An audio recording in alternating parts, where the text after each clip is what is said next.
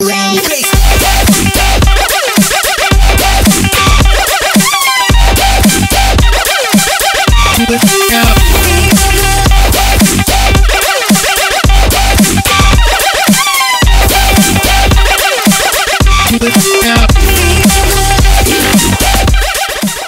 remember driving down this road every Sunday when I was a kid.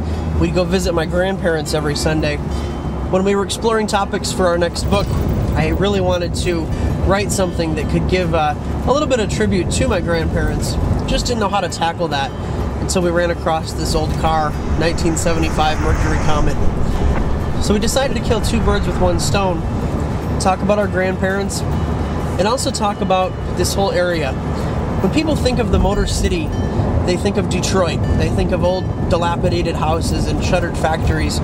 Nobody gives any respect or credence to the small towns all over the state of Michigan, all over the state of Ohio, all over the region really, that also contributed so much to the auto industry and to the vibrancy of this area.